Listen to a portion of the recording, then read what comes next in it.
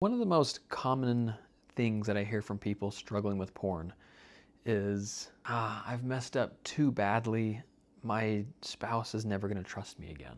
And honestly, after secrecy, betrayal, and deception, that fear makes sense. Today's episode isn't about quick fixes or reassurance. Should I say, empty reassurance.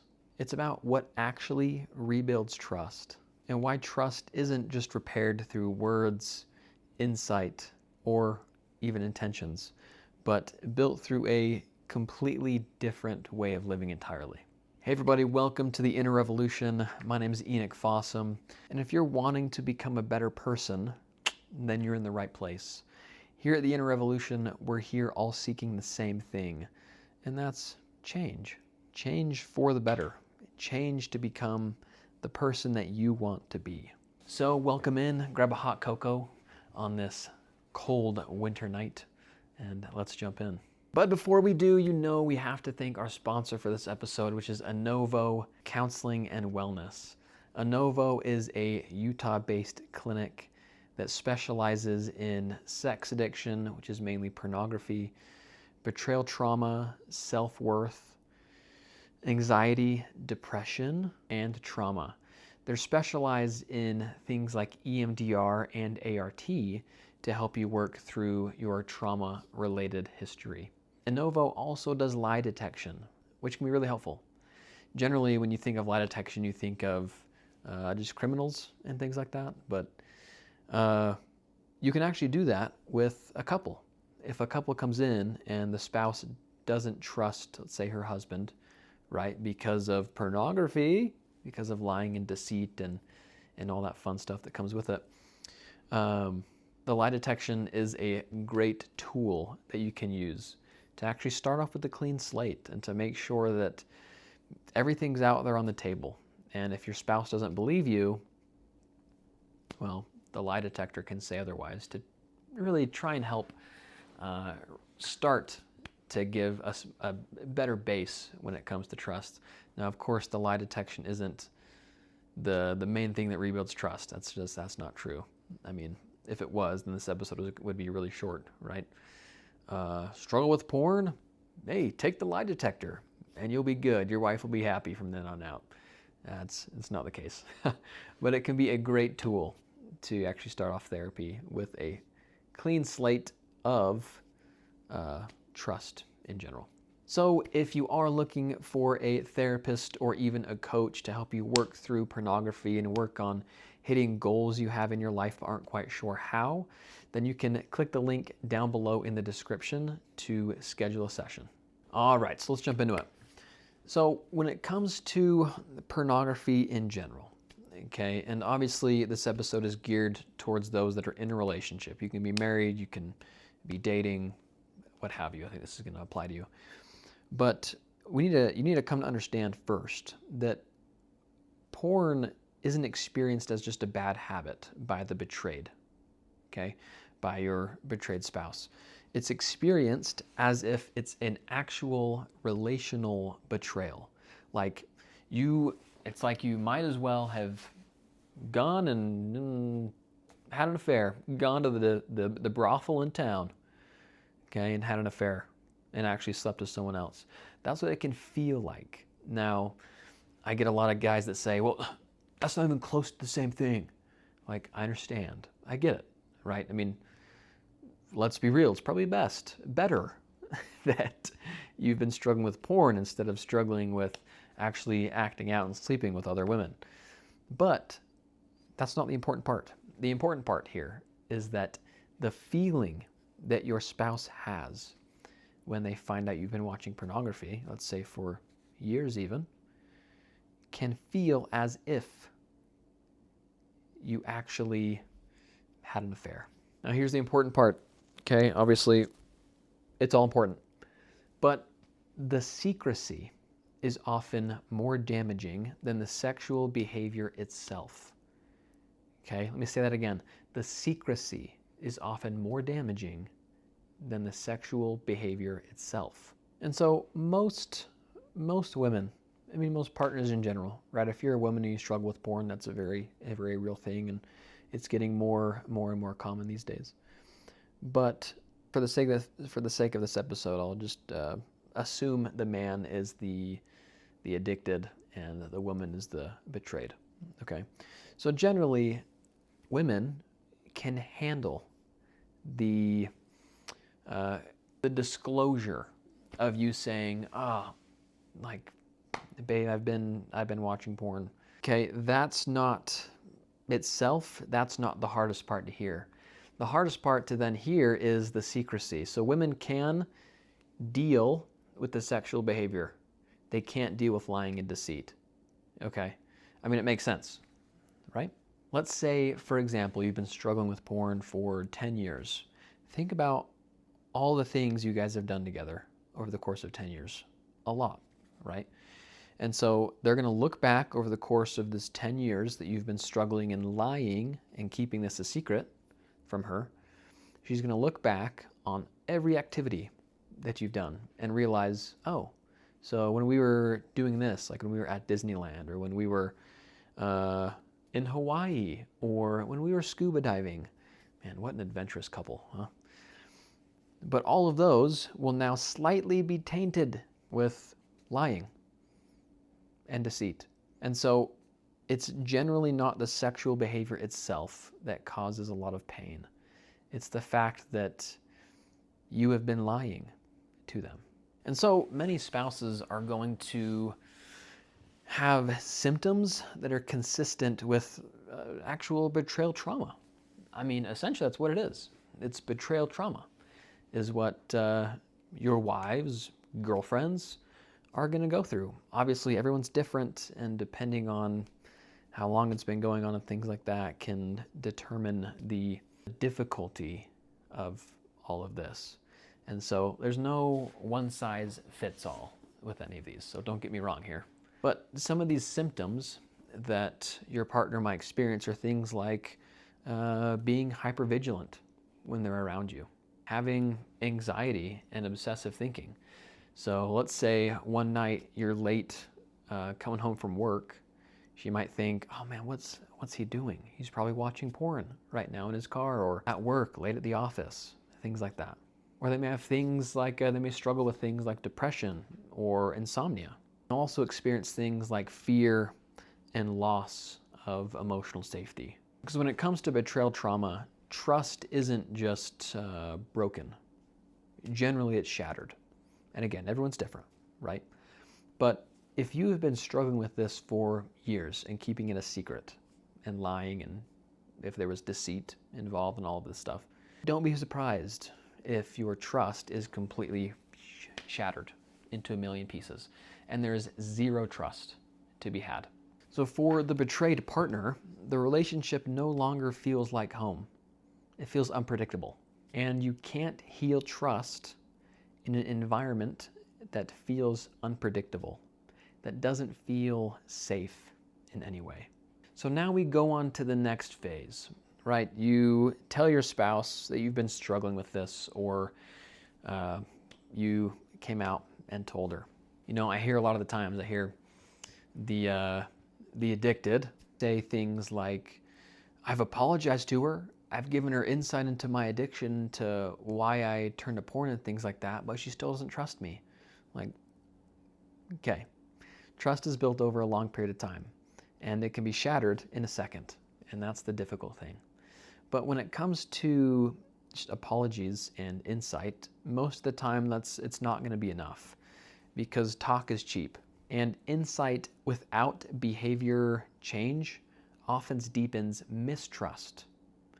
And so if all you do is just apologize and say, oh, well, yeah, here's the reason, like, you know, I started watching porn when I was 10, and I just used to cope with it around anxiety and stuff when my parents would fight and stuff like that, so I've been doing that for the past 15 years.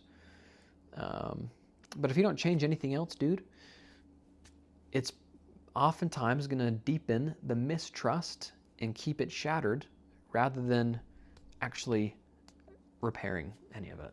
So trust is not rebuilt by just trying to convince your spouse that you changed, or that you're a new man, or well, because you caught me last week, I'm a new man, I'm changed forever. That's just not the way that's going to work either. Trust is rebuilt when your spouse no longer has to wonder if you've changed or not. They can actually see it. They can feel it.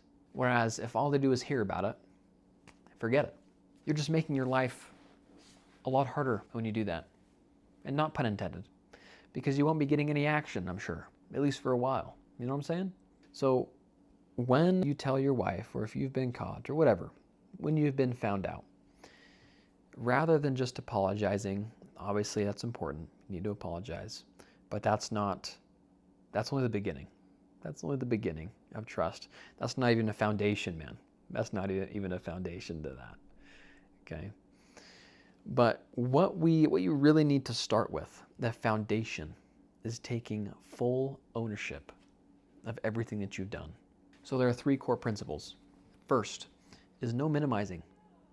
Don't try and make it seem smaller than it actually is, because this trust that you guys have had is shattered. Your relationship might even be on the brink of separation because of this. And so don't try and minimize it. When you minimize situations, you're essentially telling your partner, you're kind of overreacting here. I don't get why you're so upset. It's just porn once a week, twice a week, so it's not even that bad. Whereas if you say, yeah, I get why this would be so hard for you. It totally feels like you were betrayed, like I've betrayed you. And that would be really difficult to actually hear, especially from someone that you love and someone that you thought you could trust. See how different that is, dude? From, it's not even that bad. Like, don't even worry about it. Like, come on, brother. So no minimizing. Next is no blaming. This isn't your spouse's fault. This isn't anyone's fault, but your own. So taking full accountability that this is on you. It's not on her. It's not because of X, Y, and Z. And that leads me to the third point, which is no explaining your behavior. Don't try and just mansplain everything, okay? Don't try and weasel your way out of it, or try and convince your wife that what you've been doing is okay, or try justifying it, saying, oh, well, again, kind of in that example, right, that I gave just a minute ago, where let's say you were young, your parents fought all the time, and you stumbled across porn when you were 8 or 9, and you used it to cope with the hard time that you had with when your parents are fighting. Whatever it is, you name it. It doesn't matter what the situation is at the end of the day, okay? It doesn't matter what it is. If you have to try and explain it, you're doing something wrong, okay? Don't explain your way out of it. So no minimizing, no blaming, and don't explain your way out of it. Take full accountability that this is on you and that you have broken or shattered this trust completely, and that it makes sense that your spouse might actually have a hard time trusting you now for a while. So this would sound something like, I hurt you, or your mistrust makes sense, or I don't understand the damage that I've caused, but I want to. So overall defensiveness with any of this is just going to keep deepening the mistrust over and over and over again when you try and defend yourself and justify it. Whereas humility is like taking that first shattered piece, or the first 2 shattered pieces, and putting them together. Now, for 2 of, 100, 100,000, a lot. But humility is the first step in taking full ownership, full accountability of everything you've done. So with that being said, we move on to the next segment, where action rebuilds trust, not just intentions.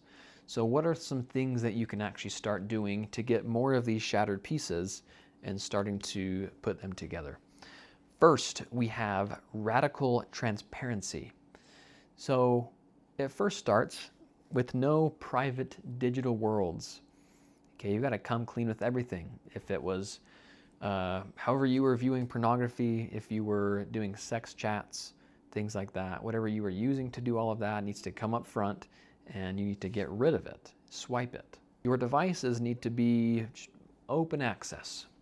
You should be able to feel confident giving your phone over to your wife at any time. If she says, hey, can I see your phone? You should think, oh, yes, I don't have anything to hide. Here you go. It needs to be just that open. Overall visibility is going to replace a lot of that secrecy. Trust starts to grow when there's nothing left to hide, right? When your spouse or partner can actually start to see you change and see you in the light for what you are, which it's vulnerable. You'll have to be vulnerable, but this is where it starts. Next, you have external accountability. So this could look like therapy, therapy with Lenovo, link down below, or support groups. Okay, there's a lot of like SAL meetings, AR meetings, addiction recovery meetings, things like that, where they go through the 12-step programs. There's a lot of great groups out there, and different accountability softwares. Now, I do recommend, as far as softwares go, I recommend Covenant Eyes. They're rebranding to something. I think it's called like Shield or something. Victory Shield? Not sponsored by by them, or I would know. But anyway, the difference between an accountability software and just a software that blocks things is that generally with accountability softwares, nothing is blocked. For the most part, you can obviously block things if you want to give you that second barrier. But if, for example, you go to an adult website, okay, to try and find porn, then you normally have like a sponsor or someone that's connected to your account that that the software sends a notification to, saying, hey, hold up, this person's on this website right now, alert. And that person's going to reach out to you and just give you the support you need, give you the support that you're looking for at that time. Or that also, I don't know if Covenant Eyes / Victory Shield does this, but it can send, accountability softwares can send your Google search history to anyone that you choose, and they can actually look at what you're viewing. And so you can see how it's a little different than just having it blocked. Someone else is going to know. And what we found is that accountability softwares are generally going to be better. We see better results with those that use accountability softwares compared to those that don't. And then in the realm of accountability, one thing that's really important here is not using your spouse as an accountability partner. When your spouse becomes your accountability partner, your relationship turns into like some type of surveillance instead of intimacy. Now, of course, when trust is completely broken, completely shattered, there might not be a whole lot of sexual intimacy, but there still can be a lot of intimacy as far as continuing to try and be closer and together with each other. So that's why things like support groups, a sponsor, therapy are really helpful and important, because those are the people that want to be your accountability partner, right? They're the people that want to help you work through these things. So don't rely on your partner to help you be the main person to work through this stuff for you or with you, because this is your stuff. Your stuff. This is not their stuff. It's not their responsibility to try and fix you or to try and make sure that you go to your meetings or go to your therapy, things like that. You've got to take the matters into your own hands. Now, this doesn't mean that you can never tell your partner. What we do here at Lenovo are things called trust discussions, and this is where you talk to your partner or your spouse every night and talk about if you actually watched porn that night or not, or that day. I'm not going to go through the entire thing. You have to schedule down below, okay, in order to actually get the full scoop of the trust discussions. But we do want to keep communication with your partner. Let them know how you're doing. But then you need to make it clear that it's not their responsibility to now be your therapist, or they need to be your main accountability partner. They just need to know that you're working on it. And if you had a slip, then generally you'll want to tell them if they can handle it. Okay, at first, for some people, especially if the betrayal is fresh, then the wound still might be a little raw, and they may not feel comfortable talking about it or having you tell them when you slip up. And so that's fine. You don't need to tell them, but make sure that you do have someone that you can tell and reach out to when you do have a slip. Now, the next part here is patience without a timeline. Don't try and create this pressure to move on to your partner, saying, "Oh, well, that was like 2 months ago when I told you that. You still don't trust me." Don't put a timeline on it. It'll happen when it happens. I don't know exactly when trust for you and your relationship will be rebuilt, but I do know if you follow through on things that we're going to continue to talk about, eventually trust will be rebuilt, and your relationship can be stronger than ever. Okay? But it does take a lot of work, a lot of effort. Now let's say you start recovering really quickly, right? You're able to quit cold turkey, which happens at times with some people. You quit cold turkey and you're going to all your meetings and you haven't PMO'd in like 3 months, 6 months, whatever it is. But yet your partner is still struggling to trust you. That is okay. Recovery, you don't want to try and match the healing process of the betrayed partner with the recovery process of the addicted. There are different timelines. And so don't try and compare the two, and don't think that if you are doing better, if you are making these big changes, these big steps, that your partner is then going to follow as far as where they're at with you in the healing the overall betrayal, because that's just not the way it works. They're completely different timelines, completely different roads, and so just try not to compare the two. So like I said a second ago about sexual intimacy, at first, sexual intimacy, it'll come back eventually. Okay, there's no timeline for that. But what you first need to do is start to rebuild emotional intimacy. And so these are things that aren't sexual in nature, so non-sexual affection. Okay, so even things like holding hands, that's not too sexual, right? For most of you out there, maybe for some, hand holding leads to more. But things like holding hands, okay, it's about as crazy as you're going to get for a minute. So you got to focus really on 3 things: presence, vulnerability, and consistency. Just first, being present for your partner, for your spouse. Making sure that you are doing your best to try and understand them, understand where they're coming from, and do your best to help them see that you actually are trying and you want to understand where they're coming from. And that takes vulnerability, right? I mean, that's as if you're on a stage and from 1,000 people, butt naked, spotlight's right on you. That's how it can feel sometimes. But that's the type of vulnerability that it takes to start to actually rebuild trust. And then being consistent with it. Don't just be consistent for a week or 2 or a month, which is going to take a lot more work, right? Because in those first couple of weeks, you're really motivated to try and make sure that you're trying to understand her, where she's coming from. But over time, you may feel like, oh man, I don't need to do all this still, right? Like, look at me, I'm doing so good, and look at her, right? Again, it goes to the 2 timelines.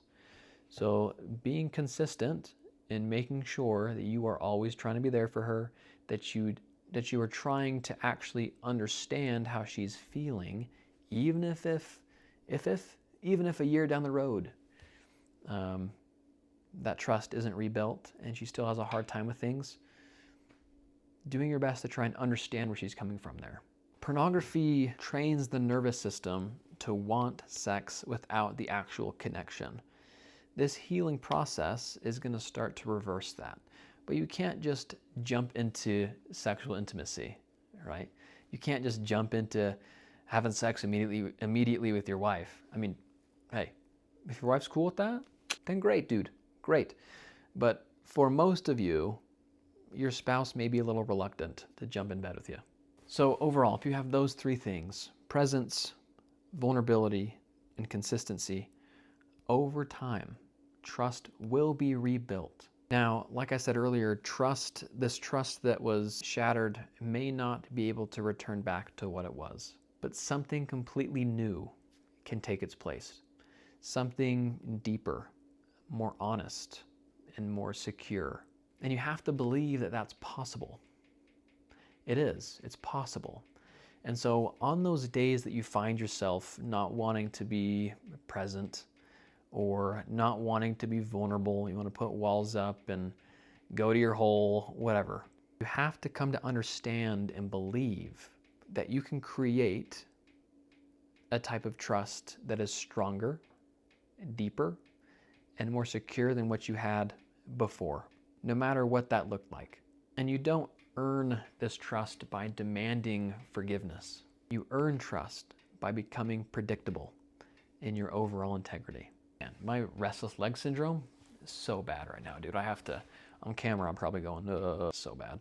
Okay, now in closing, dude, if you're listening to this, or if you're thinking, man, I've ruined everything and there's no coming back, listen to what I'm about to say clearly. Your past choices don't disqualify you from becoming a better partner, from becoming a better husband, from becoming a better father. What's done is done. There is no changing the past. But it doesn't matter what you've done. You will always have the choice to become someone different, someone better, someone that you've always dreamed of becoming. Trust isn't rebuilt in that moment of confession. It's rebuilt in 1,000 different choices to live differently, even when nobody is watching, even when it's just you and your thoughts. And you have to believe that it's possible. And I'm telling you, dude, it's possible. It's going to take a lot of work, but you can do it. You can become the person that you've always wanted to be. You have to remember that your worth is 100%. Nothing can change that. Nothing. You are lovable as you are, and you are enough. And be patient. Be patient with yourself, and be patient with your partner. And over time, you'll look back and see that the trust that you have built is now unbreakable because of what you guys have been able to do together. Thank you guys so much for listening. If this was helpful, then leave a like and comment down below. If you do have an episode that you want me to cover or something you want me to talk about, then let me know as well. If you do have someone in mind that you think could benefit from this episode, then go ahead and share it to them. You guys rock. I'll talk to you later.